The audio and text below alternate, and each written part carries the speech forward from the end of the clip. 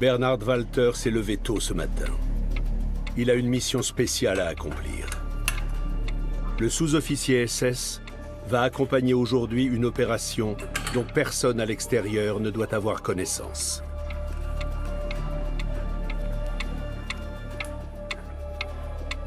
De son domicile situé à la périphérie d'Auschwitz, que les Allemands appellent Auschwitz, il n'a que quelques kilomètres à parcourir pour parvenir à destination. Cette journée de mai s'annonce belle et ensoleillée. Le crématoire 3 du complexe d'Auschwitz-Birkenau est déjà en service. Les prisonniers sont réveillés entre 4 et 5 heures du matin. Ils commencent le travail à 6 heures. Au petit déjeuner, ils n'ont droit en général qu'à un bouillon chaud. Dario Gabay, lui, est un peu mieux nourri. Il fait partie du Sonderkommando ou commando spécial. Nous étions mieux traités que les autres. Enfin, nous n'étions pas mal lotis. C'est pour ça que nous avons survécu si longtemps. Nous avions assez à manger. Nous disposions du nécessaire. Nous étions propres, etc. Ces petits avantages vitaux ont un prix. Du dortoir niché sous les combles, Dario Gabay n'a que quelques marches à descendre jusqu'au four crématoire. Les hommes du Sonderkommando sont à la tâche pratiquement 24 heures sur 24. 2 équipes se relaient. L'une travaille de 6 heures du matin au soir et l'autre la nuit. Après une semaine, elles alternent. Il en va ainsi depuis 10 jours, depuis la mi-mai 1944, et il n'y a pas de fin en vue. Les trains roulent sans relâche. Ce jour encore, de nouveaux convois arrivent au camp.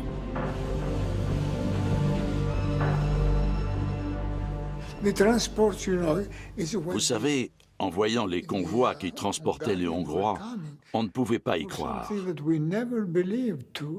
Il en arrivait 5 000, 15 000 par jour. Un demi-million de personnes. C'est resté ancré dans ma tête. Ils arrivaient et arrivaient.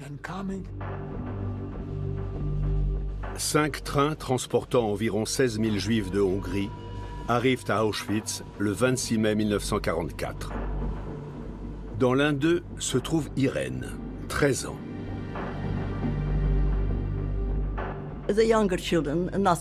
On n'a rien dit à mes jeunes frères et sœurs. Ils étaient assis par terre à côté de ma mère. Nous étions un peu plus loin. Nous étions tous conscients d'être prisonniers d'une situation désespérée, sans issue. Et ça nous terrifiait. La peur était très forte.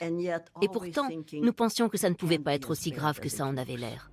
Il reste toujours une lueur d'espoir.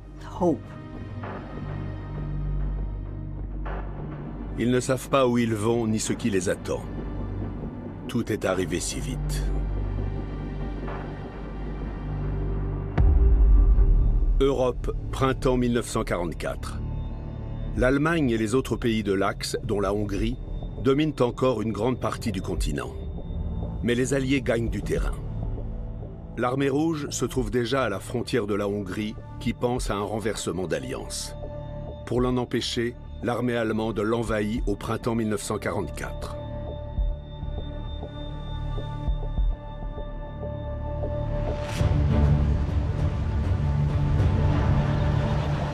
Cela a des conséquences pour les quelques 800 000 Juifs du pays.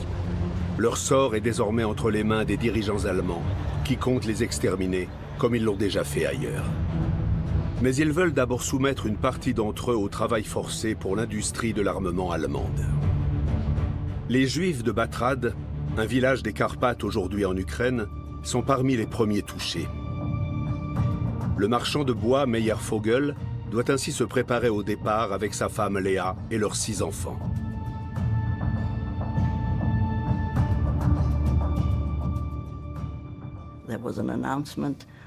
Nous avons reçu l'ordre de nous présenter le lendemain matin avec seulement une valise.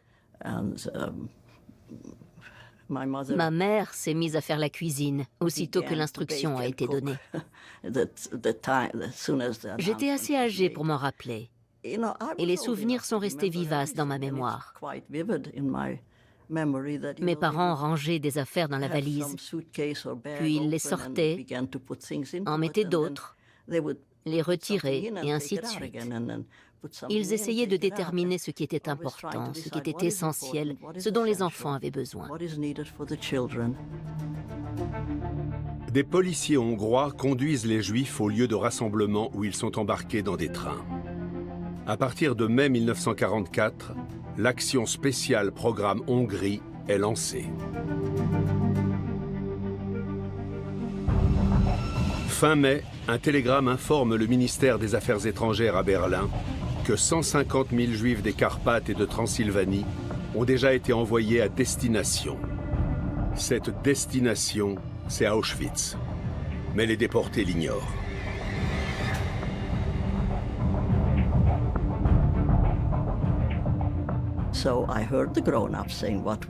J'ai entendu les adultes dire qu'en Pologne, on rassemblait des Juifs dans la forêt, où ils étaient attendus par un peloton d'exécution, abattus d'une balle et enterrés dans des fosses communes. On en entendait parler, mais on n'y croyait pas.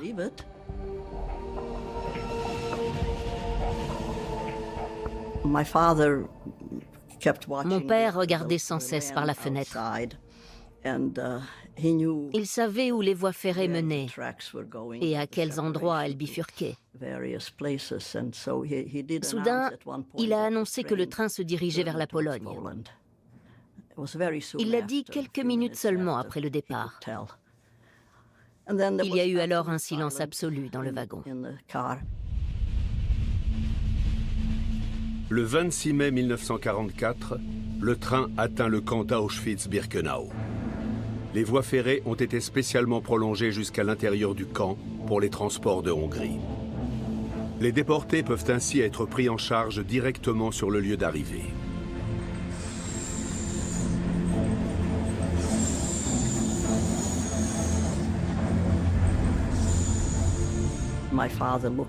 Lorsque le train s'est arrêté, mon père a regardé à l'extérieur et il a dit « Il n'y a pas de forêt. Je vois des baraques, des prisonniers en uniforme et des soldats. Beaucoup de baraques. On dirait un camp de travail. C'est un camp de travail. » Aussitôt, les gens se sont détendus. J'ai entendu les adultes dire « Si c'est un camp de travail, eh bien on travaillera. On travaillera jusqu'à ce que la guerre soit finie et que les choses changent à nouveau. » Qui pouvait imaginer ce qui allait arriver? Impossible, impossible. Le bureau du chef de bloc se trouve sur la rampe d'accès du camp. C'est là que les SS prennent en charge les convois.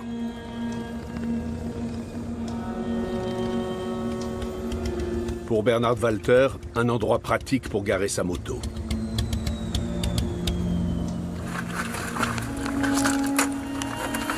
D'ici, il ne reste que quelques mètres jusqu'au centre de l'opération qu'il doit accompagner ce jour-là.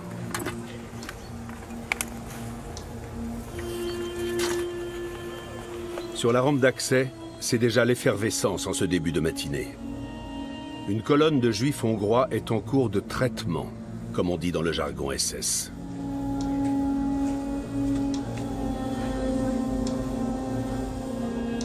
En principe, il est strictement interdit de prendre des photos dans l'enceinte du camp. Bernhard Walter le fait pourtant ouvertement ces jours-ci.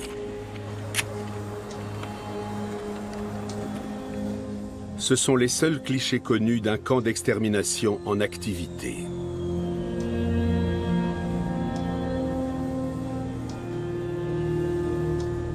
Pourquoi Bernhard Walter a-t-il le droit de faire ce qui est interdit à d'autres? Une question à laquelle l'historien Stefan Hördler tente de répondre depuis des années. Il a étudié attentivement les photos et le parcours de Bernhard Walter. Comment ce dernier est-il devenu photographe à Auschwitz? Plâtrier de formation et originaire de Fürth en Bavière, Bernhard Walter entre au parti nazi et dans la SS en mai 1933, comme son curriculum vitae manuscrit le révèle dans les dossiers du personnel de la SS. Il a alors 22 ans et a connu de longues périodes sans emploi. Bernhard Walter était ce qu'on appelait un Maikäfer, un hanneton. On désignait par ce terme ceux qui avaient rejoint les nazis au printemps, après leur prise de pouvoir, pour faire partie du système. Il serait hasardeux de dire qu'il a agi par conviction ou par opportunisme, peut-être un peu des deux à la fois.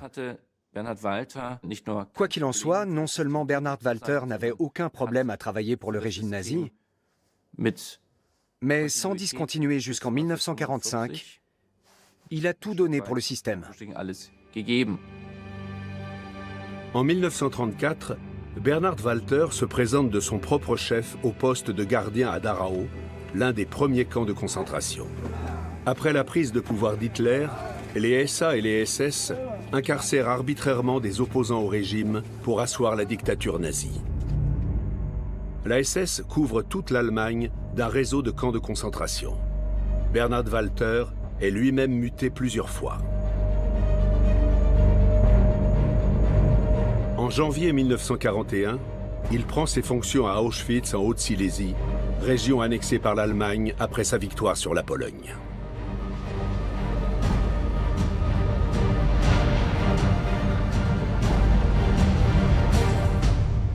Ici, les Allemands transforment une ancienne caserne polonaise en camp de concentration.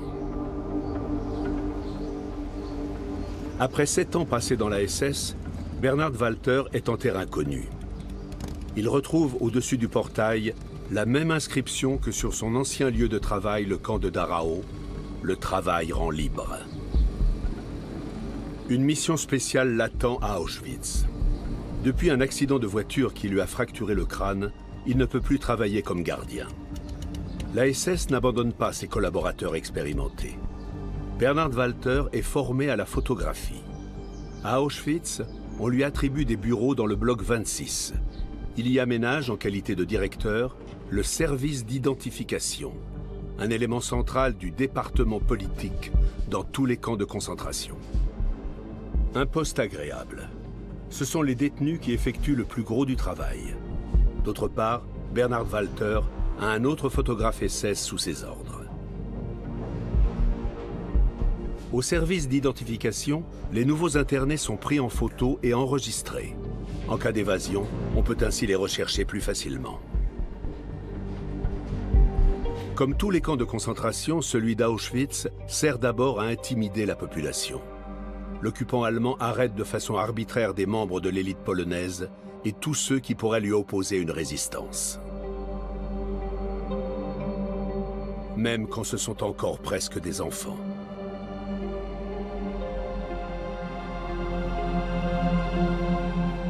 Plus de 50 000 détenus sont photographiés au service d'identification. Aujourd'hui, une partie des clichés sont accrochés au mur du souvenir d'Auschwitz. Chacun de ces visages a une histoire qui se termine par la mort dans le camp.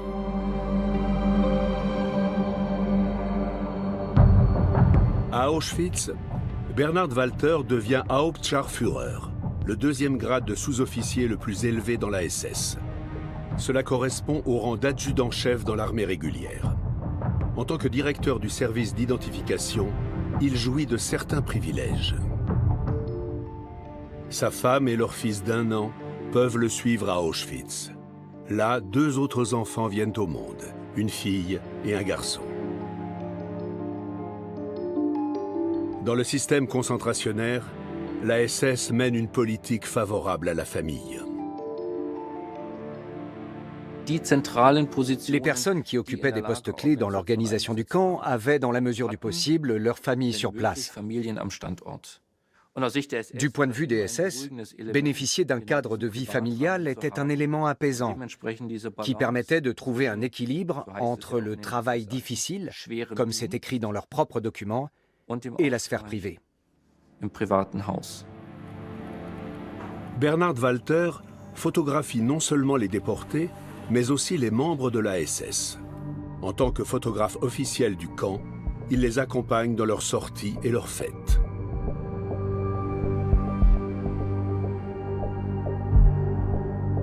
Il connaît toutes les personnalités importantes du camp. Le commandant Rudolf Höss et le médecin SS Joseph Mengele, qui mènent de cruelles expériences sur des enfants. Le photographe immortalise le moment où le personnel des chambres à gaz entonne une chanson pour le départ du chef. Dans toutes les grandes occasions, il est secondé de son assistant, l'Unterscharführer SS Ernst Hoffmann, un ancien instituteur passionné de photographie. Lors d'une visite du chef de la SS Heinrich Himmler en juillet 1942, Bernhard Walter se retrouve ainsi à l'image pendant qu'il prend des photos. Himmler a de bonnes raisons d'être là. Il vient avant tout inspecter un nouveau camp encore en construction. Celui-ci se situe à 3 km de ce qu'on appelle désormais le camp principal, près du village de Brzezинka, en allemand Birkenau.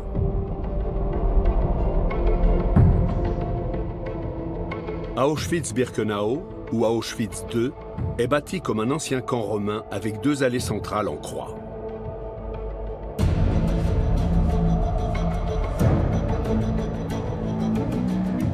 Entre ces allées se trouvent les baraques, appelées aussi blocs, où les prisonniers sont logés. On construit à l'écart une caserne pour les gardiens SS. Il n'y a là rien de nouveau pour Himmler.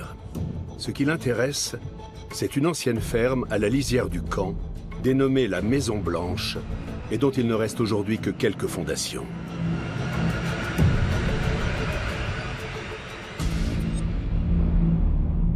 Le commandant Rudolf Höss y a fait aménager 4 pièces étanches. Il montre à Himmler une nouvelle méthode pour l'extermination systématique des Juifs. Extermination qui a été engagée 1 an plus tôt par le régime nazi. Jusque-là, ils étaient généralement fusillés. Dans la Maison Blanche, ils meurent sous l'effet d'un gaz toxique, le Zyklon B. Rudolf Höss présente à Heinrich Himmler l'ensemble du processus de mise à mort devant le personnel rassemblé, y compris sans doute devant les photographes qui réalisent ces clichés, Bernhard Walter et Ernst Hoffmann. Les 2 photographes SS accompagnent Heinrich Himmler lors de sa visite en juillet 1942. Il est clairement établi que ce jour-là, il a observé en détail le processus d'extermination. Et on peut penser que les photographes étaient présents eux aussi. Himmler se montre impressionné, d'autant que le complexe est idéalement situé sur les grands axes ferroviaires. D'autres camps d'extermination tels que Treblinka, Belzec et Sobibor sont progressivement abandonnés au profit d'Auschwitz, qui devient le principal centre de mise à mort. C'est là que se retrouvent tous les Juifs déportés de Hongrie à partir de mai 1944. Lorsque la famille Vogel arrive au camp le 26 mai 1944, les SS d'Auschwitz-Birkenau accueillent déjà depuis 2 ans les convois de la mort. Mais même Bernhard Walter n'avait encore jamais vu autant de gens affluer en si peu de temps. Plus de 430 000 personnes en seulement 8 semaines. Le programme Hongrie est jugé si important que Bernhard Walter le documente photographiquement à la demande de son chef. L'initiative en revient probablement à Rudolf Höss lui-même, qui a été commandant d'Auschwitz jusqu'en 1943 et qui est revenu en mai 1944 pour mener cette action spéciale. Bien entendu, il a tout intérêt à la présenter comme un succès, pour apparaître comme un expert de l'administration du camp. Les clichés que Bernhard Walter réalise durant ces quelques jours doivent apporter la preuve de l'efficacité de l'action. Rudolf Höss souhaite les montrer à son chef suprême, Heinrich Himmler, pour lui indiquer qu'il maîtrise parfaitement la situation.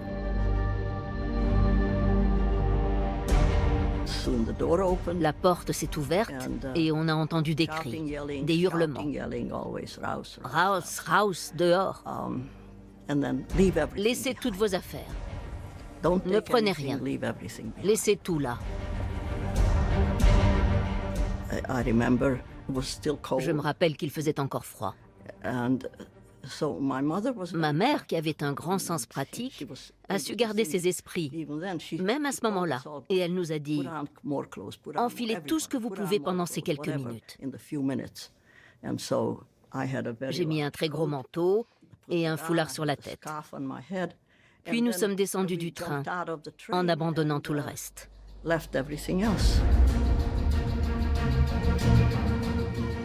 Tout ne se passe pas toujours aussi calmement que cette photo le suggère.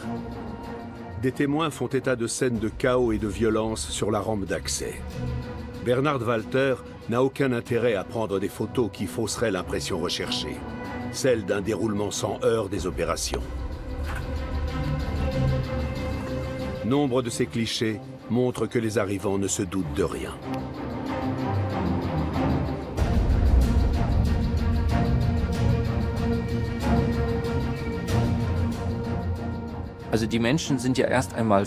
Tout d'abord, les gens sont contents de sortir du train et de prendre l'air, éventuellement aussi de revoir leur famille, leurs proches qui se trouvaient dans d'autres wagons. Sur les photos, on lit donc parfois même un certain soulagement sur leur visage. Ils sont heureux d'être enfin arrivés et pensent que la torture est terminée. Bernhard Walter prend certaines photos du toit du train. Il a besoin d'une vue d'ensemble pour ce qui suit. Les gens sont encore en ordre dispersés sur le quai. Mais les SS vont rapidement mettre fin à l'agitation générale.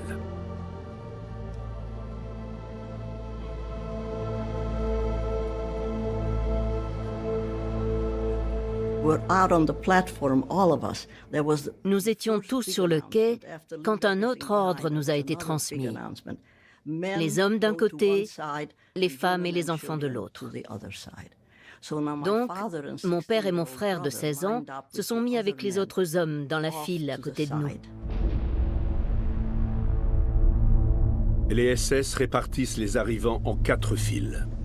2 à l'est de la rampe en direction du portail et 2 à l'ouest en face.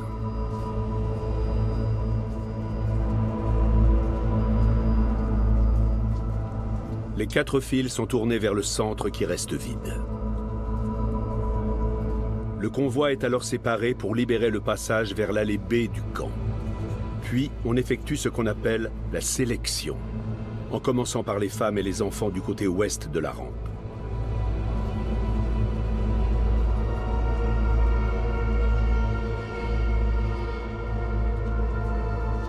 C'est ce qu'Irene Vogel et sa famille ont vécu.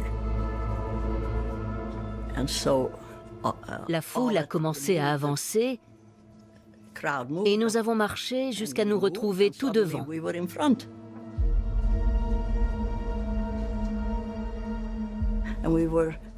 En face de nous, il y avait une dizaine de soldats nazis avec des chiens. Et l'un d'eux avait un bâton. Les soldats SS donnent des coups de canne lorsque ça ne va pas assez vite à leur goût. Des médecins SS divisent les arrivants en 2 groupes. Ceux qui sont aptes au travail et ceux qui ne le sont pas. Les personnes âgées, les malades et les enfants sont considérés d'emblée comme inaptes. Ma sœur aînée avait 17 ans. Elle a été orientée dans une direction et a disparu. Il y avait toujours plusieurs personnes à la fois qui partaient. Jamais une seule. Toujours 1, 2, 3 personnes. Enfin, des petits groupes. Ma mère et mes 2 petits frères sont allés dans l'autre direction. Et ils ont disparu. Beaucoup ont suivi, immédiatement. Je me trouvais encore dans la file et je tenais ma jeune sœur Edith par la main. Elle avait 12 ans.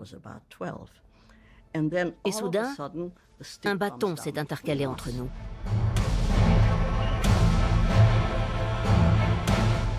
La dernière photo d'Edith, prise en des jours plus heureux.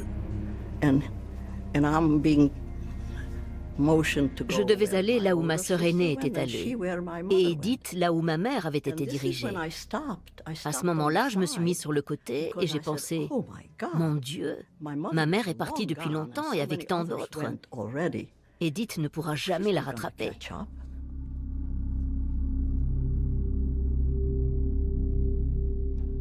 Ce n'est que 30 ans plus tard qu'Irene Weiss voit la photo où elle croit se reconnaître, précisément à ce moment-là.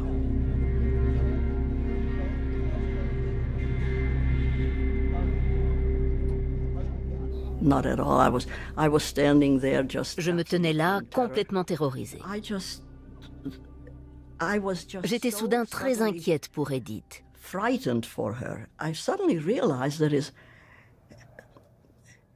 On croyait que c'était un camp de travail. Et jusque-là, ça en avait l'air. Les jeunes sont séparés, c'est logique, ils vont travailler. Les personnes âgées et les mères avec enfants vont dans un autre camp. Nous allons nous revoir. Mais qu'est-ce qui va arriver à Edith? Ma petite sœur va se perdre. Elle ne nous retrouvera pas quand nous serons réunis. Personne n'a demandé comment on s'appelait, ni qui était avec qui. Et tout à coup, je me suis dit que je ne l'avais peut-être pas tenue assez fort par la main. À Auschwitz, les mères accompagnées de leurs enfants comptent parmi les premières personnes à mourir. Les SS préfèrent renoncer à cette main-d'œuvre plutôt que de risquer une révolte en séparant les femmes de leurs enfants.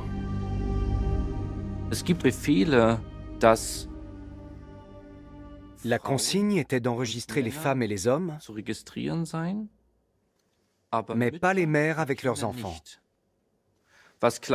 Aux yeux des SS, c'était clairement une catégorie qui posait problème lors du tri. Dans la panique, ou au moment où les familles étaient séparées, ils pouvaient perturber le déroulement de la sélection et de l'extermination, chose qu'on voulait à tout prix éviter.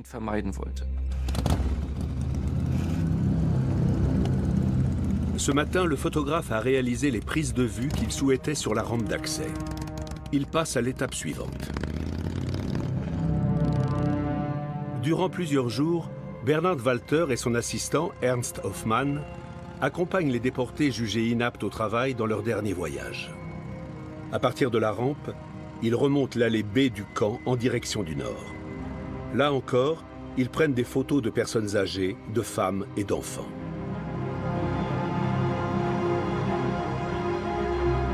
Leur visage exprime l'inquiétude, mais pas le désespoir. Ils ne savent pas que ces photos seront les derniers témoignages de leur vie.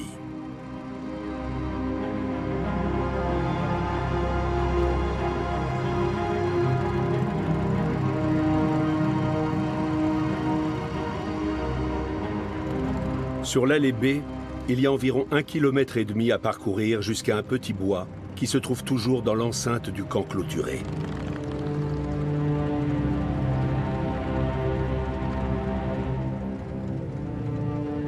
Les clichés réalisés ici doivent montrer que tout se déroule dans le calme, et sans doute aussi que les personnes photographiées ne sont pas aptes au travail selon les critères nazis. Car le chef de l'opération d'extermination, Rudolf Höss, devra expliquer plus tard pourquoi autant de gens ont été gazés, alors qu'Heinrich Himmler réclamait d'urgence de nouveaux travailleurs pour l'industrie de l'armement.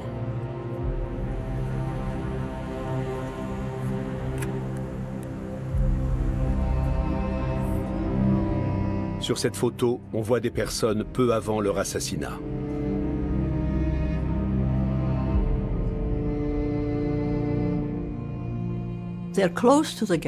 Ils sont près des chambres à gaz, dans un petit bois, et ils attendent leur tour pour être tués. C'est bien la chose la plus triste qu'on puisse imaginer.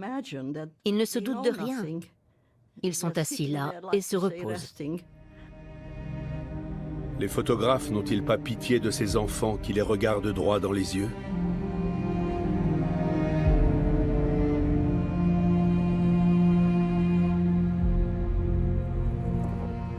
Bernhard Walter a lui-même 3 enfants. Il est apprécié de ses camarades, comme en témoigne une caricature de son cercle d'amis d'Auschwitz.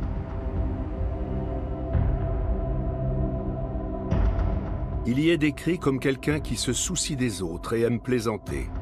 Un excellent compagnon très doué pour les grimaces. Comment un tel homme peut-il s'accommoder de cette machine meurtrière?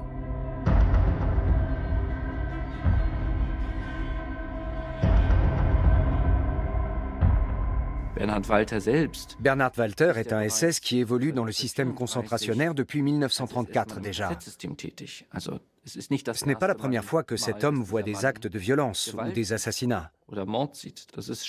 C'est difficile à concevoir de nos jours, mais pour ces SS, ça faisait partie du quotidien. Outre l'habitude, l'idéologie nazie entre en jeu. Ratten stellen unter den Tieren das Element der heimtückischen unterirdischen Zerstörung dar. Nicht anders als die Juden unter den Menschen. Depuis des années, la propagande attise la haine envers les Juifs. Comment les criminels SS pensent-ils? Stefan Hördler a été expert dans les procès de certains d'entre eux. Comme Oskar Gröning, ancien sous-officier SS et employé de l'administration du camp, qui a reconnu son passé à Auschwitz dans un documentaire télévisé. Nous avions l'intime conviction, et c'était notre vision du monde, que nous autres Allemands avions été trompés par la planète entière, et que les Juifs avaient fomenté un grand complot contre nous. Mais on peut au moins se dire que les enfants n'ont fait de mal à personne. Comment appréhende-t-on cette question? Les enfants ne représentent pas encore l'ennemi. L'ennemi, c'est le sang en eux. C'est le fait de grandir et de devenir un juif potentiellement dangereux. Voilà pourquoi les enfants sont concernés aussi. Dans l'idéologie raciale du national-socialisme, le prétendu sang joue un rôle extrêmement important. Bien entendu, on ne peut pas démontrer sur le plan biologique en quoi le sang d'un juif est différent de celui d'un non-juif. C'est pourquoi on a élaboré un concept presque métaphysique, celui de l'âme raciale qui se transmet par le sang de génération en génération. Et dans l'esprit des dirigeants nazis, si on veut éliminer les Juifs, il faut prendre le mal à la racine. Ce qui implique de tuer indifféremment les hommes, les femmes et les enfants. Les guerriers de la race allemande ne voient pas dans les enfants juifs des enfants, mais des ennemis en puissance. C'est là l'effet le plus terrible de l'idéologie nazie. Les criminels assassinent manifestement la conscience tranquille. Pour eux, nous n'étions pas des êtres humains. Ils étaient les gardiens. Ils étaient aux commandes. Eux seuls décidaient qui allait mourir et qui allait vivre.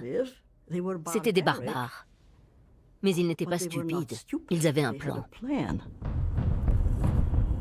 Du Petit Bois, il n'y a que quelques pas jusqu'à l'une des 4 grandes installations de gazage que les SS ont construites.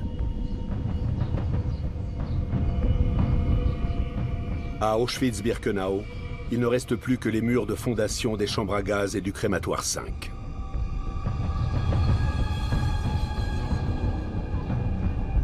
Les déportés franchissaient ce seuil pour pénétrer dans la salle de déshabillage. Les photographes les ont-ils accompagnés jusqu'ici? Nous sommes allés souvent à Auschwitz pour repérer très précisément les lieux où les photographes SS ont réalisé leurs clichés. Et certains ont été pris directement depuis la porte de la salle de déshabillage de la chambre à gaz. Comme cette photo d'une femme qui est tenue par 3 hommes. Aucun doute sur le lieu, car au fond, on aperçoit le crématoire 4 situé en face. Refuse-t-elle d'entrer dans le bâtiment au seuil duquel se tient le photographe?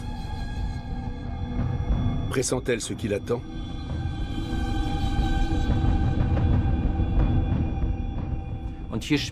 Le photographe SS sait ce qui se trame. Et il en joue manifestement. En adoptant cette perspective, il fait clairement comprendre sur la photo ce qui va se passer à l'étape suivante. Il n'existe pas de cliché de ce qui suit. Dans les nouvelles installations d'extermination, appelées crématoires 2 à 5, tout est pensé dans le moindre détail. Dans la salle de déshabillage, les déportés doivent se dévêtir, soi-disant pour prendre une douche. Les crochets numérotés au mur font partie de la supercherie. Les victimes doivent retenir leur numéro pour retrouver leurs vêtements. Ils sont guidés par les hommes du Sonderkommando. Dario Gabay et ses compagnons d'infortune sont les derniers à voir les condamnés à mort. Pourquoi ne les préviennent-ils pas? On ne pouvait pas leur parler. Et on ne le voulait pas. Les Allemands nous auraient tués. Mais beaucoup de gens n'étaient pas dupes. Ils se doutaient bien qu'il se passait quelque chose de bizarre. En mai 1944, Dario Gabay n'était à Auschwitz que depuis un mois. Il se rappelle encore très bien ce qu'il a ressenti à son arrivée et pourquoi personne n'a protesté. On n'a plus beaucoup de sentiments. On a peur et on se dit, il arrivera ce qui arrivera. On n'y peut rien. On ne voyait pas ce qu'on pouvait faire. Les Allemands étaient très durs. Ils ne laissaient personne faire quoi que ce soit. Puis les déportés sont conduits à la prétendue salle de douche.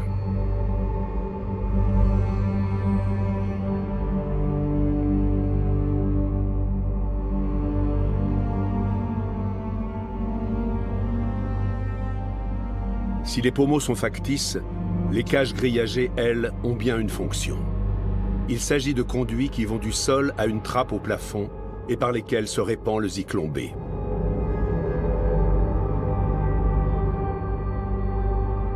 La pièce mesure environ 230 mètres carrés. Plus de 1600 individus y sont entassés en même temps. Ils sont si nombreux qu'ils peuvent à peine bouger.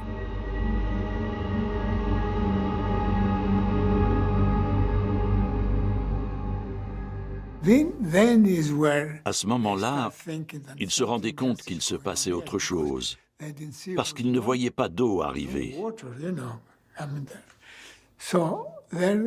Ils avaient un peu peur. Et une fois que les portes étaient fermées, on les entendait gratter au mur.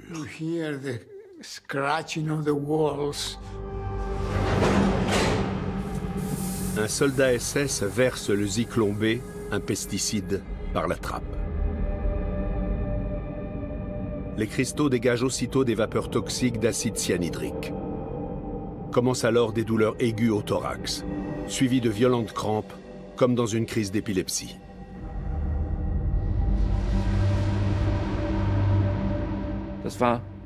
C'était un processus extrêmement douloureux. Plus tard, beaucoup de membres de la SS ont dit pour se dédouaner. C'était une méthode humaine pour les victimes. Alors que dans le cas d'une exécution par balle, on ne peut pas être sûr qu'elle meure tout de suite. Ce sont là évidemment des déclarations on ne peut plus cyniques et odieuses, qui n'ont rien à voir avec la réalité.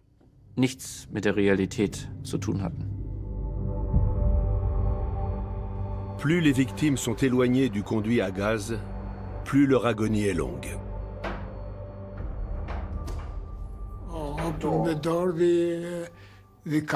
Ça durait 30 minutes. Ensuite, le capot ouvrait la porte. C'est quelque chose qui touche profondément tout être humain. Voilà des gens qui étaient encore en vie une demi-heure plus tôt, et tout à coup, ils gisent tous sur le sol. Ils ont la peau bleu-noir à cause du gaz et sont entassés les uns sur les autres. Nous avions beaucoup de mal à les sortir de là et à les transporter en haut jusqu'au four. Quelques mètres seulement séparent la chambre à gaz des fours où les cadavres sont brûlés. Tout est installé sous le même toit. Durant le massacre des Juifs de Hongrie, les fours crématoires fonctionnent jour et nuit. Le 26 mai 1944, plus de 10 000 personnes sont tuées dans les 5 dispositifs de gazage d'Auschwitz-Birkenau.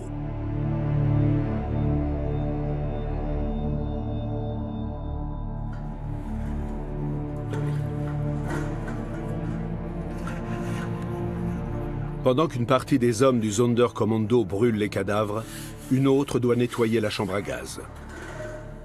C'est indispensable pour entretenir l'illusion jusqu'au bout.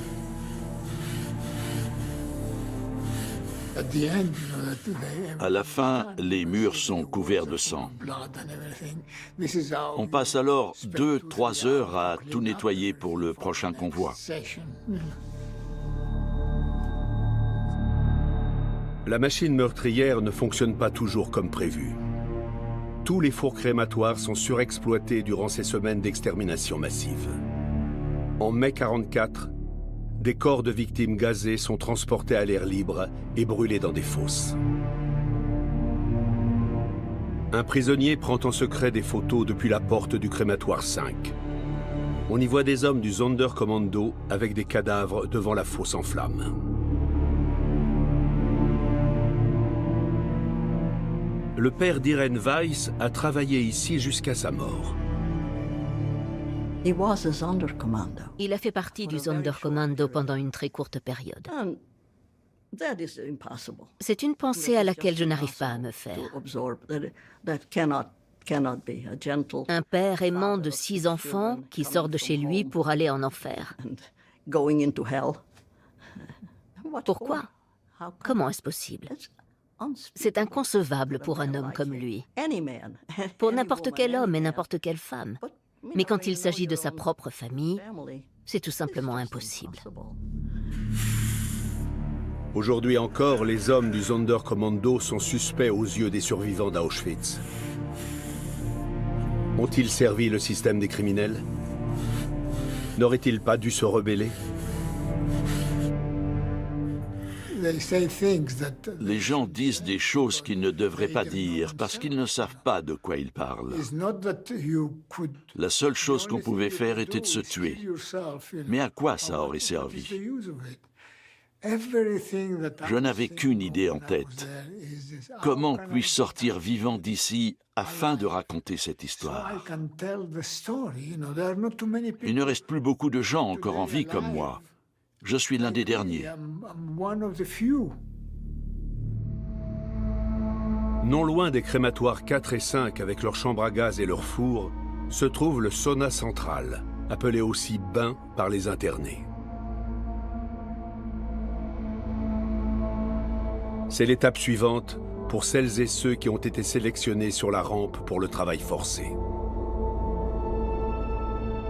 Ils ne se doutent pas que leurs proches viennent d'être conduits dans les chambres à gaz.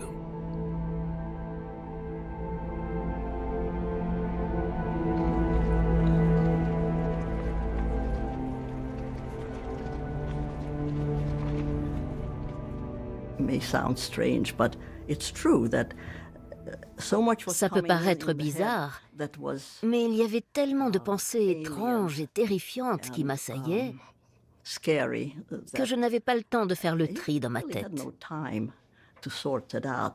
Donc, nous sommes allés au bain et tout s'est passé très vite. Là encore, les SS prennent des photos. On ne sait pas si elles viennent de Bernhard Walter, mais c'est possible. La porte d'entrée mène directement à une grande pièce où les femmes doivent se déshabiller entièrement.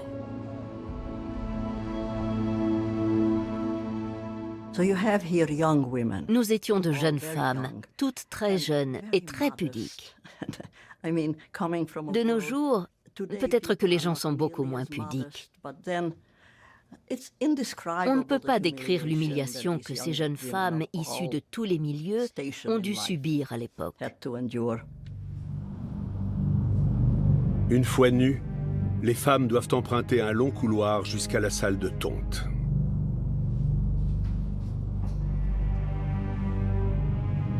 À l'étape suivante, des hommes nous ont rasé les cheveux et tous les poils, y compris ceux du pubis. Nous étions de jeunes femmes, nous avions toujours vécu dans un cadre protégé, et voilà ce qu'on nous infligeait. Je n'avais que 13 ans. Je ne me souviens plus si j'ai réfléchi ou pas.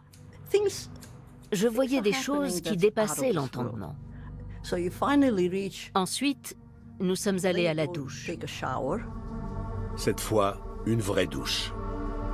Il n'existe qu'une photo de cette étape qui montre des détenus hommes. La seule chose qu'ils conservent de leur vie d'avant, ce sont leurs chaussures, et encore rarement. Dans la salle suivante, les déportés attendent de sécher. Ensuite, ils reçoivent leur tenue de prisonniers qui ont été désinfectés au préalable dans de grandes cuves.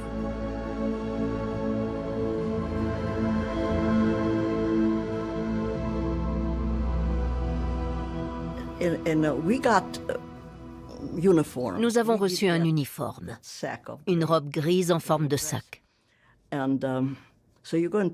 Certaines ont pu garder leurs chaussures, d'autres pas. Je crois que nous avons pu les conserver. Tout est allé vite et nous a paru irréel. Nous étions transformés en créatures. Nous n'étions plus des personnes. Les déportés ont le sentiment qu'une éternité s'est écoulée depuis leur arrivée au camp. Mais combien de temps cela a-t-il vraiment duré? Pour répondre à cette question, Stefan Hördler a trouvé des indices sur des photos prises lors d'un autre convoi que celui d'Irene Weiss. Nous avons par exemple une série de photos d'un convoi de Tchatchovo, en ukrainien Tchatchiv. On y voit notamment l'arrivée du train sur la nouvelle rampe et les déportés en uniforme rayé qui ont déjà été sélectionnés pour le travail forcé. Les voies se trouvent dans le sens est-ouest. Les ombres indiquent la position du soleil et donc l'heure. À l'arrivée du train encore fermé à droite, il était entre 11h et midi. Sur ces clichés réalisés plus tard, on voit certains passagers de ce convoi en tenue de prisonnier, comme le pharmacien Stefan Balassa. Là encore, on peut déterminer l'heure à partir du lieu et des ombres.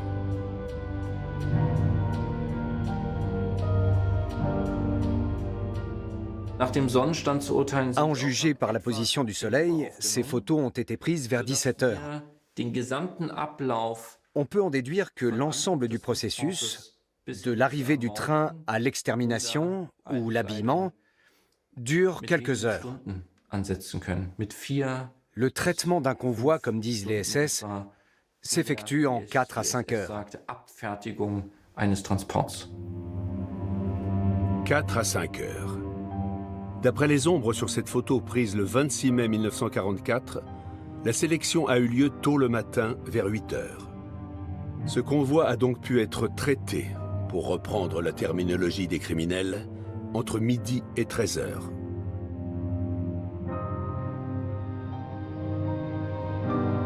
Parmi les personnes que l'on voit ici, combien ont été envoyées à la mort par les SS? Le taux d'homicide était extrêmement élevé. Et beaucoup de SS ou d'anciens SS qui ont été interrogés et inculpés après la guerre l'ont confirmé, en disant qu'il était d'environ 75 à 80%. Une grande partie des arrivants va directement dans les chambres à gaz. Parmi eux, ce 26 mai 1944, la jeune sœur d'Irene Weiss, sa mère et ses petits frères.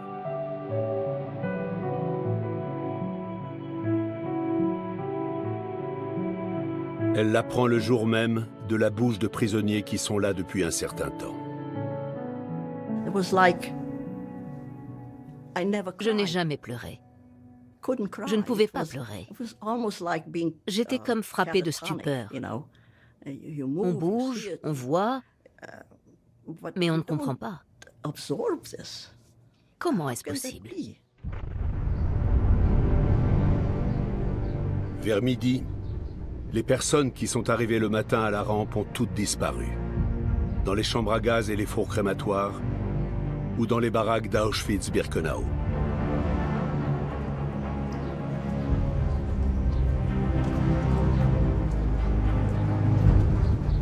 Pour le photographe SS Bernhard Walter, c'est l'occasion de prendre une pause.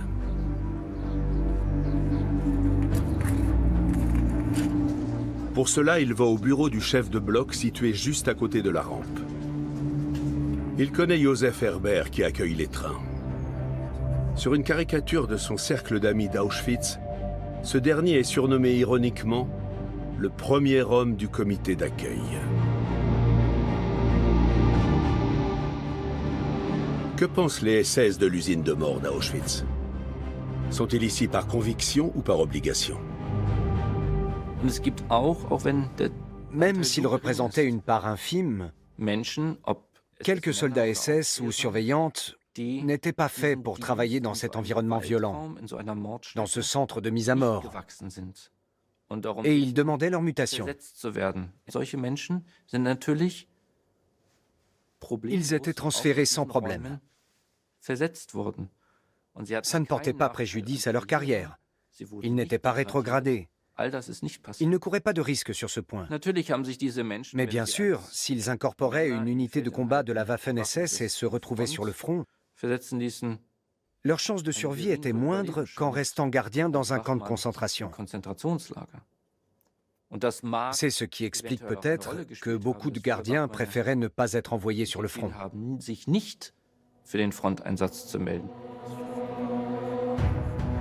C'est encore plus vrai lorsque la situation militaire de l'Allemagne se détériore sensiblement. Depuis que les Alliés ont envahi le sud de l'Italie, Auschwitz se trouve dans la zone d'action des avions alliés. Fin mai 1944, un avion de reconnaissance prend des photos du camp de la mort et des environs. On voit distinctement la rampe avec le bureau du chef de bloc. L'allée par laquelle la famille d'Irène a été conduite vers la mort. Le petit bois et les crématoires numéros 4 et 5 où ils ont été assassinés. Le sauna central où Irène a été rasée et a reçu son uniforme de détenu. Peut-on s'enfuir de cet enfer? Il y a bien des tentatives. La photo montre une petite gravière à l'extérieur du camp. C'est ici que le 27 mai 1944, à l'heure du déjeuner, on effectue les derniers préparatifs d'une évasion.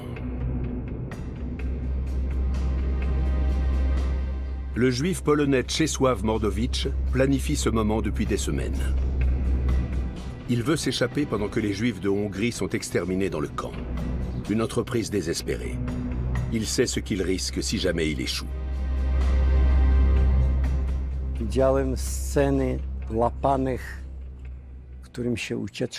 J'ai vu ce qui arrivait aux détenus qui avaient tenté de fuir et qui s'étaient fait prendre.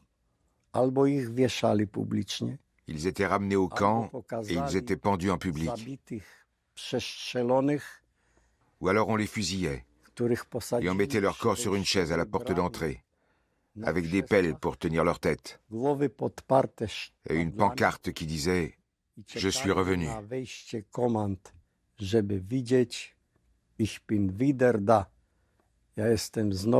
Ils attendaient ainsi les colonnes de prisonniers qui rentraient du travail, comme pour les avertir que c'était le sort réservé à tous ceux qui essayaient de s'évader.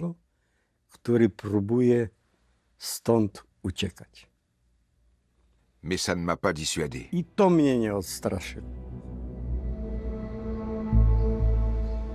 Ironie du sort, c'est une punition qui donne à Czesław Mordowicz l'occasion de s'enfuir. Un mois plus tôt, il était encore secrétaire du bloc 18 et à ce titre, il bénéficiait d'avantages, par exemple une meilleure nourriture. Le travail d'un secrétaire consiste à noter précisément qui vit dans le bloc, qui arrive et qui part. Cela permet au SS de garder le contrôle de la situation. En avril 1944, 36 000 détenus sont recensés à Auschwitz-Birkenau.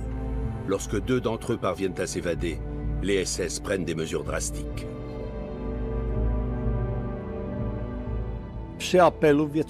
À l'appel du soir, on nous a lu un ordre émis par Schwarzhuber, le chef du camp des hommes. Tous les secrétaires de blocs juifs devaient être démis de leurs fonctions et envoyés dès le lendemain dans un groupe à l'extérieur du camp pour effectuer des tâches pénibles. C'est ce qu'on appelait en allemand un Außenkommando, un commando extérieur. Un autre châtiment attend les secrétaires de blocs juifs, le Prügelbock, le chevalet à bastonnade. J'ai dû mettre les pieds en bas afin qu'ils soient bloqués et que je ne puisse pas bouger. Il m'a fallu ensuite étendre le haut du corps sur l'étroite planche du chevalet et baisser le pantalon.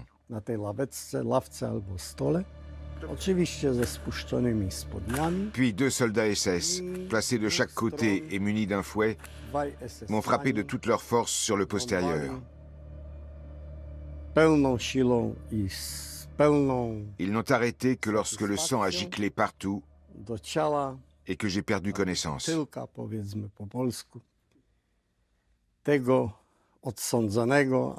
Ils ont ensuite versé de l'eau sur mon corps pour que je revienne à moi.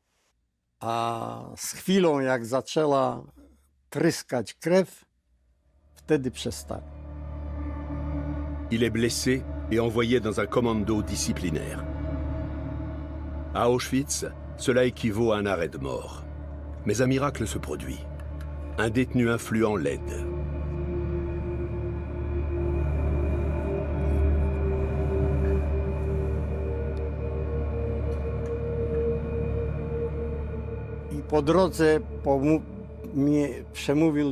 En chemin, il a échangé quelques mots avec moi. Il a dit « Ne t'inquiète pas. Demain matin, tu iras dans mon commando de travail. Je vais m'en charger avec Danish. » C'était le doyen du camp. « Ne t'occupe de rien. Ne demande rien à personne. Parce qu'il y a une chose que je peux te jurer. Moi, Adam Rojicki, je te jure que tu n'auras pas à travailler dur avec moi et que tu ne manqueras de rien. » Adam Rojicki est capot, un homme important dans la hiérarchie des prisonniers du camp. Les capots dirigent les commandos de travail. Ils ont une grande marge de manœuvre et décident parfois de la vie ou la mort des détenus, comme le montrent ces dessins réalisés en secret par un prisonnier. Pour les uns, ce sont des soutiens, pour les autres, des bourreaux. Il y a des profils très variés parmi les capots. Et on ne peut pas tous les mettre dans le même sac. Certains ont été inculpés, condamnés et parfois exécutés après 1945 parce qu'ils avaient pris part à des meurtres, qu'ils avaient tué d'autres prisonniers du camp. Et d'autres ont fait exactement l'inverse. Adam Rojicki tient parole. Czesław Mordowicz intègre son commando et découvre une autre facette de Birkenau. Le camp est non seulement un centre d'extermination, mais aussi un marché aux esclaves. Beaucoup sont vendus ici à l'industrie de guerre allemande comme travailleurs forcés. Quelques kilomètres plus loin, à Monowitz, IG Farben a installé un gigantesque site de production d'essence synthétique. L'usine, dont une partie subsiste encore aujourd'hui, exploite des dizaines de milliers de détenus qui logent dans un camp bâti spécialement pour eux. Auschwitz-Monowitz ou Auschwitz III. De nombreux camps extérieurs de toute taille ont également été créés pour d'autres entreprises. Mais à Birkenau aussi on travaille. Les prisonniers doivent creuser des fossés de drainage et construire des serres. Ils doivent même aménager des écuries pour l'élevage des chevaux. Himmler et Höss rêvent d'une exploitation agricole modèle à Auschwitz.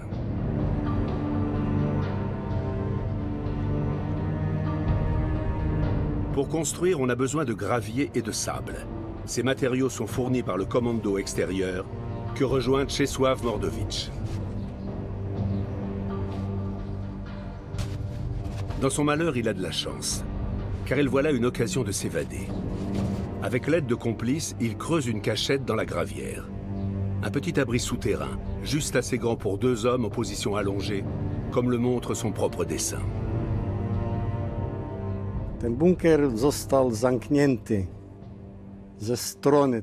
bunker était fermé sur le côté par une trappe en bois, construite spécialement à cet effet et dissimulée avec de l'herbe. Un petit tube passait à travers cette trappe pour nous alimenter en air. Une fois que tout a été prêt, nous sommes entrés dans le bunker. Le 27 mai 1944, peu après-midi, Czesław Mordowicz et son compagnon Arnošt Rosin se faufilent dans le minuscule bunker. Des complices ferment l'entrée et versent de la térébenthine au-dessus de la cachette pour empêcher les chiens pisteurs de détecter les fugitifs. Ils comptent rester 3 jours dans leur abri afin de déjouer le système de sécurité des SS.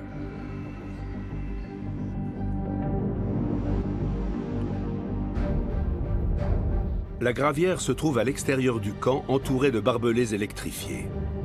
Mais il y a une autre ligne d'avant-poste sans clôture. Elle n'est surveillée que le jour, sauf si des détenus s'évadent.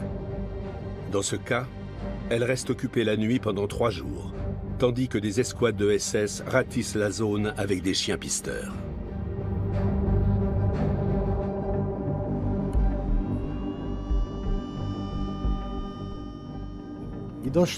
À un moment donné, nous avons entendu des grattements de pattes de chien au-dessus de nous. C'était comme si ces grattements se produisaient à l'intérieur de nos têtes.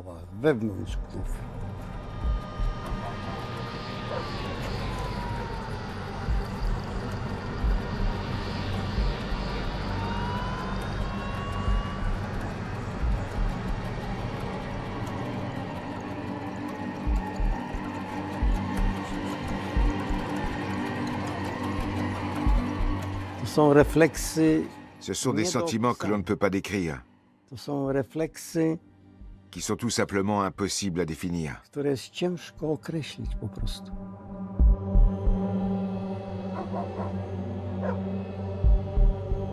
Alors que les fugitifs tremblent pour leur vie, l'activité dans le camp poursuit son cours malgré l'alerte.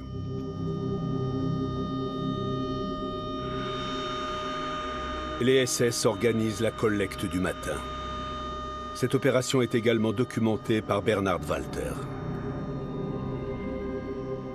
La plupart des objets sont recueillis à l'endroit même où les déportés sont arrivés, sur la rampe. De là, leurs affaires sont transportées en camion.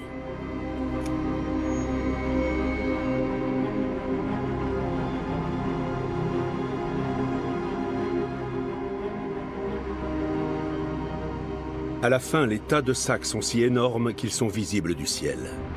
Sur la photo aérienne prise par les Alliés en mai 1944, on distingue bien le lieu où le butin est rassemblé. Un camp de baraques juste à côté du crématoire numéro 5. Tellement près que l'on peut voir la fumée des cadavres sur cette autre photo qui montre les montagnes de chaussures. Irene Weiss rejoint bientôt le groupe de prisonnières chargé de trier les objets volés.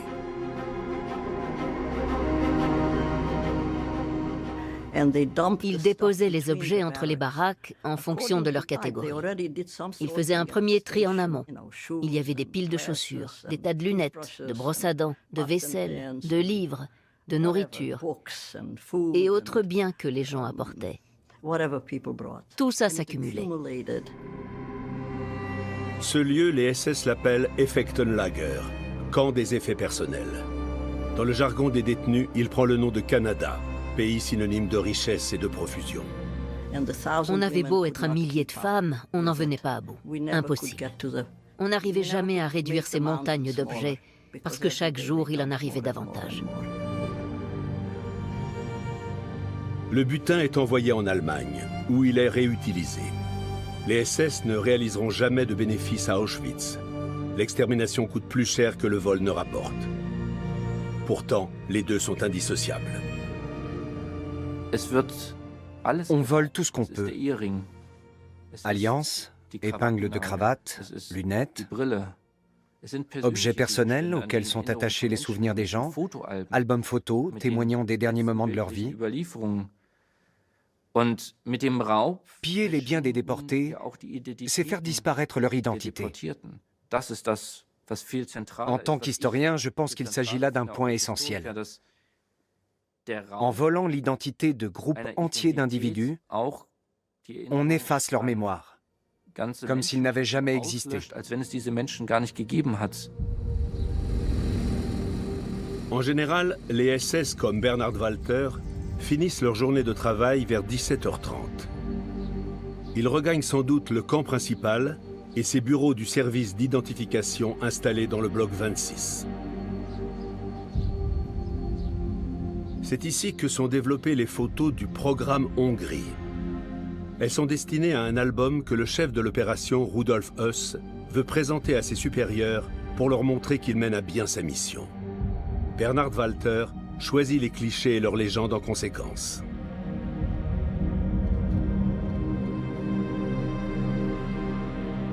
L'album, dont la réalisation est assurée par des détenus, contiendra au total 56 pages et près de 200 photos. Bernhard Walter utilise la langue codée des criminels. Le mot « extermination » est ainsi remplacé par « transfert des Juifs de Hongrie ». Au début de l'album, il met des photos qui correspondent aux clichés nazis sur les Juifs, afin de conforter ses supérieurs dans leurs convictions racistes.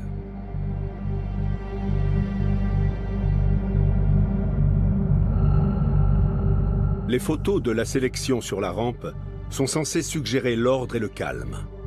Preuve que Rudolf Höss et ses hommes ont la situation bien en main.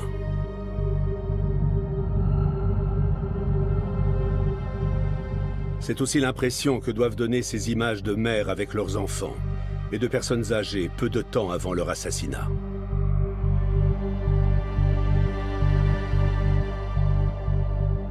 Même s'il ne montre pas la mort atroce dans les chambres à gaz, cet album porte témoignage d'un crime contre l'humanité sans précédent.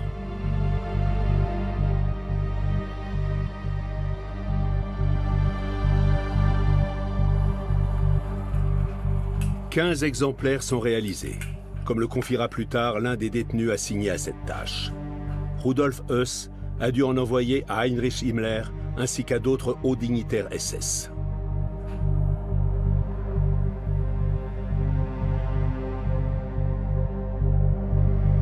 Mais seul un de ces 15 exemplaires a été conservé. Il se trouve aujourd'hui au mémorial de Yad Vashem en Israël. Des historiens croient savoir à qui il a appartenu. Il s'agit là très probablement de la copie personnelle de Bernhard Walter, qui a lui-même réalisé une grande partie de ces clichés. Il y a plusieurs indices qui permettent de l'affirmer. Notamment, c'est un album qui avait déjà servi. On a retiré les photos, puis on en a collé d'autres, ce qui a laissé des traces visibles. Ce n'est donc pas un exemplaire qu'on aurait donné à Heinrich Himmler. Il était en trop mauvais état pour cela.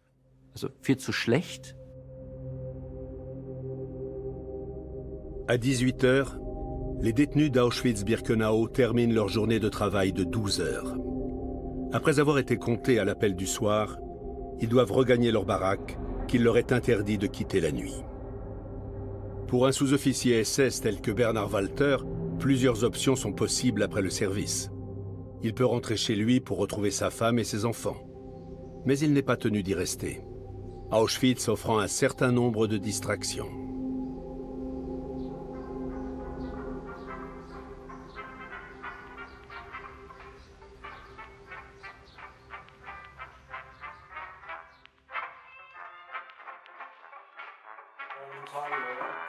Bernhard Walter voit ses collègues dans un cadre privé. Par exemple, pour célébrer l'anniversaire de son assistant Ernst Hoffmann, le deuxième photographe du camp.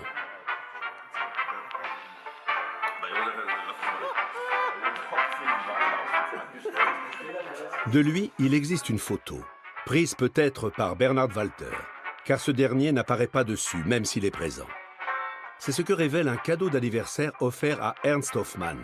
Il s'agit d'un livre de caricatures où les invités sont présentés.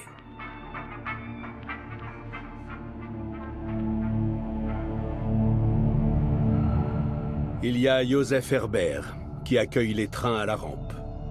Le don Juan et expert en mixture alcoolisée sera condamné plus tard à la prison à perpétuité. Ou encore Vera Navrat, la reine de beauté qui aime les photographes. Allusion à sa liaison avec Ernst Hoffmann.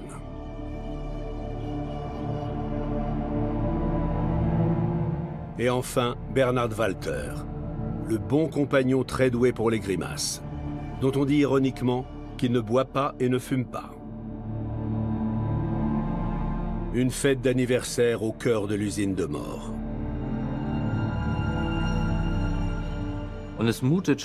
Ça semble assez irréel de voir ces gens rire et faire la fête sur ces photos, comme s'ils menaient une vie totalement insouciante et qu'ils étaient en période de paix. Pendant ce temps, des hommes et des femmes sont tués de manière systématique. Et puis les troupes allemandes battent en retraite sur tous les fronts. Fin 1944, il paraît évident que la défaite est imminente. Bernhard Walter contribue à son échelle à faire oublier la réalité. Voilà pourquoi il quitte peut-être ses amis prématurément ce soir-là. Il a une activité annexe à Auschwitz.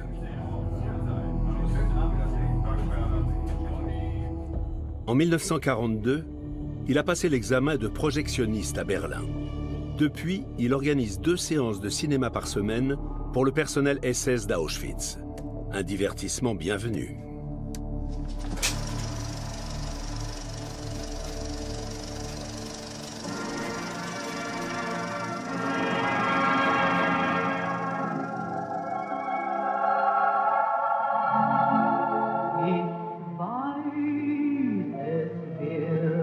Einmal ein Wunder geschehen, und dann werden 1000 Märchen wahr.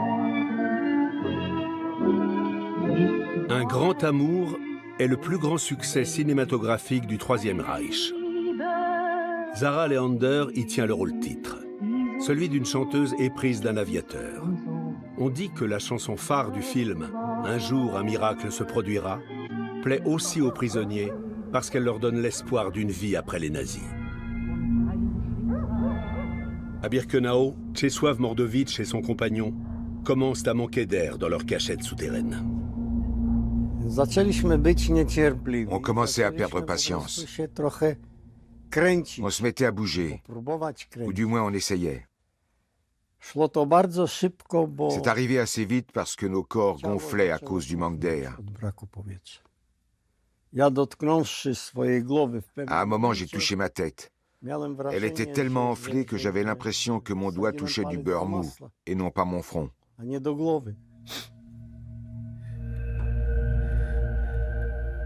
Et c'était encore loin d'être fini.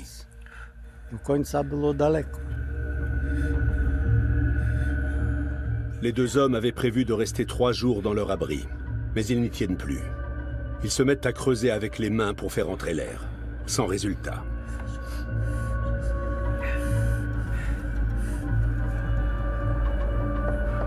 À 2 doigts de renoncer, ils y parviennent enfin.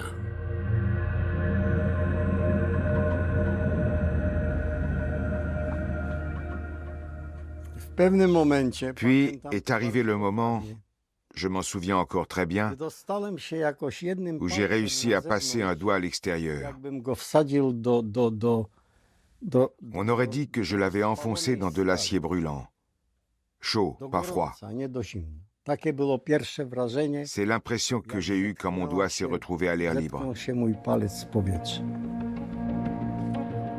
Ils sortent à grand-peine de leur abri et se faufilent vers la ligne d'avant-poste.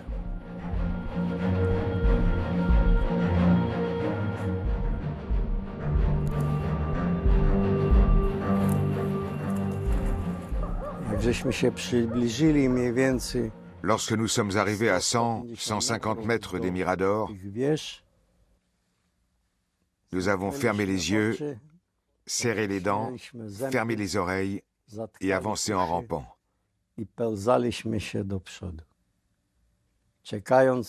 On s'attendait d'une seconde à l'autre à voir le faisceau d'un projecteur ou à entendre le tir d'une mitrailleuse.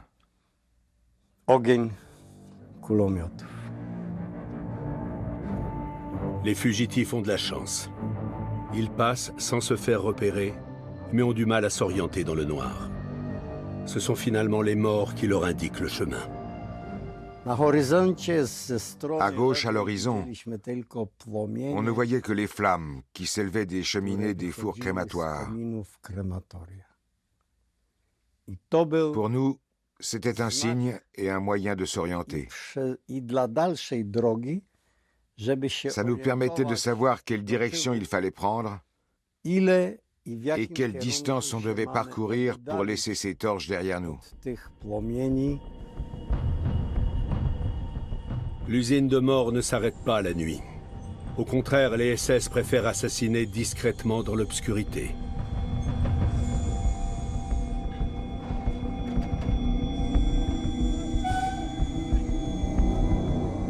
Il n'existe pas de photos de ces massacres. Mais il y a des témoins. Tous les détenus ne sont pas dans les baraques.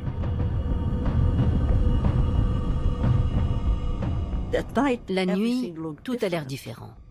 Les cheminées avec le feu étaient visibles et terrifiantes. La nuit aussi, Irene Weiss doit trier les objets volés dans le camp des effets personnels. De là, elle voit les arrivants marcher vers les crématoires. Ces colonnes de femmes, d'enfants et de personnes âgées marchaient dans le feu.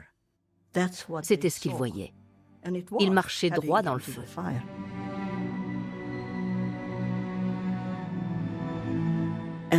Ils criaient, ils pleuraient, ils imploraient. C'étaient des cris effroyables, à vous glacer le sang. Nous étions dehors, j'étais là, et je faisais comme ça. C'était incroyable d'entendre des choses pareilles.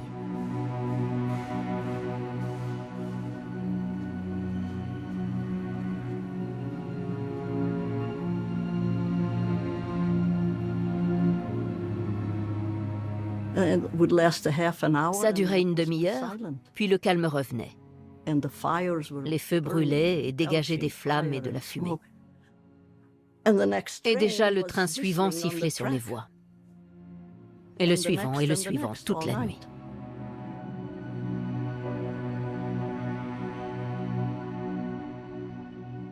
Ce n'est que 6 mois plus tard, le 27 janvier 1945, que les soldats soviétiques libèrent le camp sans avoir à se battre.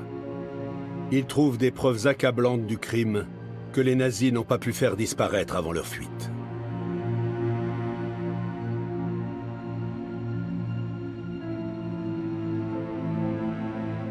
Et ils tombent sur des témoins vivants. 6000 prisonniers épuisés, trop faibles pour être emmenés à marche forcée avec les autres détenus vers d'autres camps, où la plupart des survivants d'Auschwitz ne seront libérés que des mois plus tard.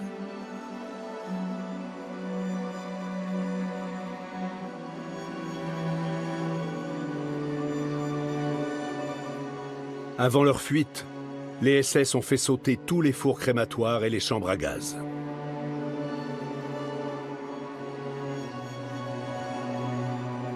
En janvier 1945, le photographe Bernhard Walter quitte lui aussi le complexe d'Auschwitz où il a passé plus de 4 ans. Avec le personnel dirigeant et de nombreux prisonniers, il rejoint le camp de concentration de Mittelbau-Dora, dans la région du Harz. Là, des travailleurs forcés assemblent des missiles V2 sous terre. En avril 1945, les SS doivent également évacuer ce site à la hâte.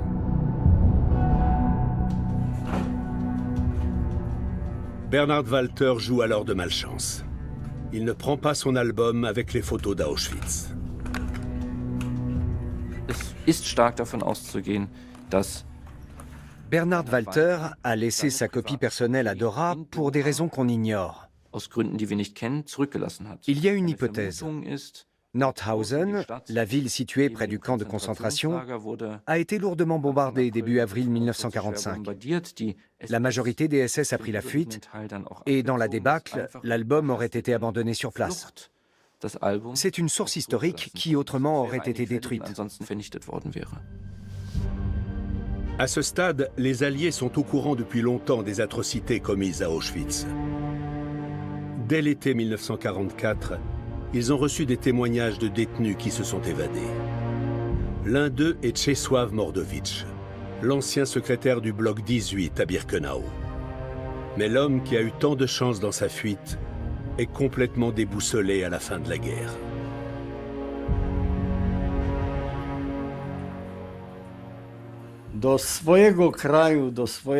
Je n'avais aucune raison de retourner dans mon pays natal, dans ma ville natale, car hélas, je savais pertinemment que toute ma famille était morte.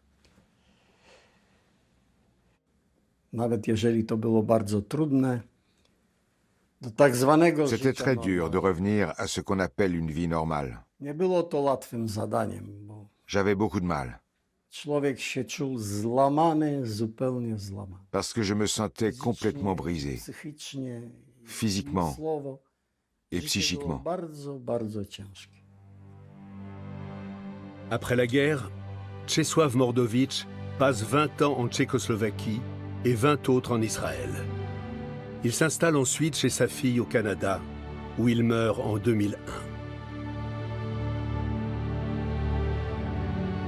Comme lui, la plupart des survivants d'Auschwitz ne retournent pas dans leur pays d'origine. Ainsi, Dario Gabay part pour le Nouveau Monde, la Californie. L'ancien détenu du Sonderkommando est figurant dans des films de guerre. Mais il gagne sa vie dans le commerce de textiles en gros. Il a aujourd'hui plus de 90 ans et vit toujours en Californie.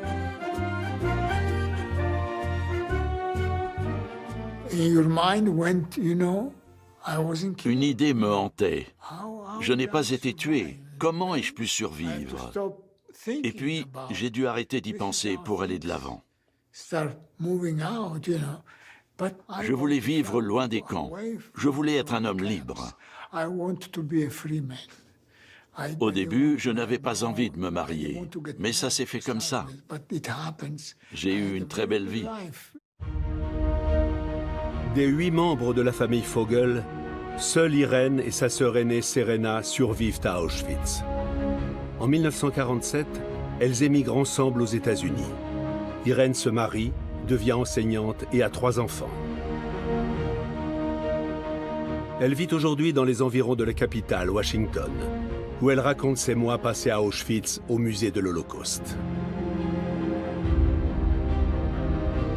Elle parle notamment de ce jour de mai 1944, où elle a perdu la plus grande partie de sa famille sur la rampe d'accès d'Auschwitz. Une expérience sur laquelle il lui est très difficile de témoigner. Les gens me demandent d'écrire mes expériences. Je n'en ai pas envie. Mes mots seraient très sombres. Je ne pourrais pas manifester le moindre respect envers l'espèce humaine.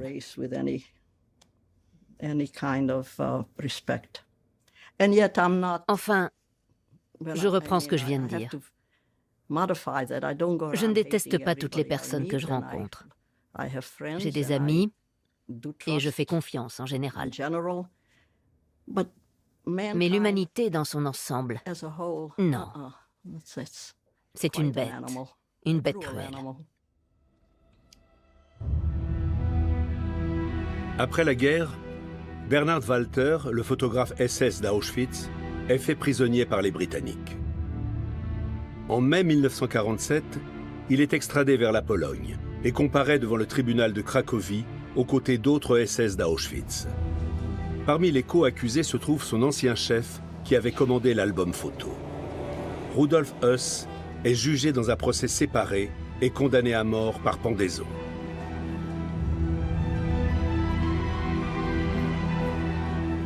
Bernhard Walter écope de 3 ans de prison. En 1950, il retourne dans sa ville natale de Fürth, où il peut de nouveau utiliser ses connaissances acquises à Auschwitz. Il travaille comme projectionniste dans plusieurs cinémas de la ville. En 1964, il est appelé à témoigner au procès d'Auschwitz à Francfort. Il nie presque tout en bloc, bien qu'il ne soit pas inculpé. Il prétend n'avoir rien su du massacre de masse et souhaite tirer un trait sur ce passé. Ich bin in Auschwitz gewesen. Ich bin in Auschwitz bzw. in Krakau vor einem Volkstribunal gestanden.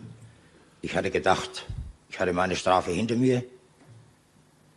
Und jetzt kommt er nach 19 Jahren, beziehungsweise sage ich jeder schon seit 59, wenn man immer wieder daran erinnert, an dieses Auschwitz. Ces photos servent de preuve dans le procès.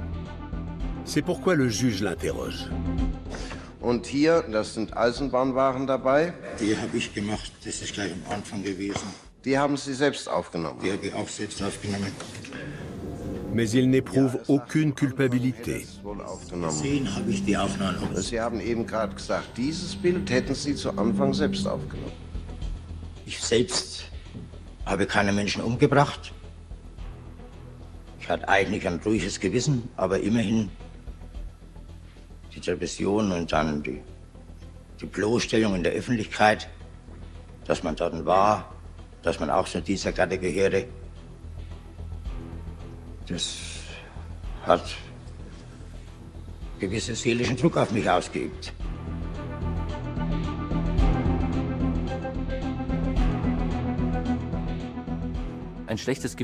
Ces hommes ne semblent pas avoir mauvaise conscience. Très souvent, ils disent qu'ils ne veulent pas être importunés par ce genre de questions, qu'ils sont soulagés de ne plus avoir à y penser, et que tout cela ferait remonter à la surface des souvenirs qu'ils étaient bien contents d'avoir oubliés. Très peu ont exprimé publiquement des remords après 1945.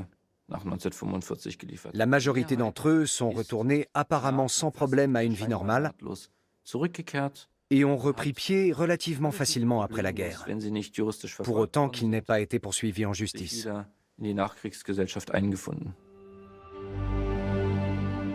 Le photographe d'Auschwitz meurt en 1979 sans n'avoir plus été inquiété par la justice. Parmi les SS ayant servi à Auschwitz et ayant survécu à la guerre comme lui, un 8e seulement a été condamné. Au total, seuls 800 criminels environ ont été punis. Plus d'1 million de personnes ont été tuées à Auschwitz.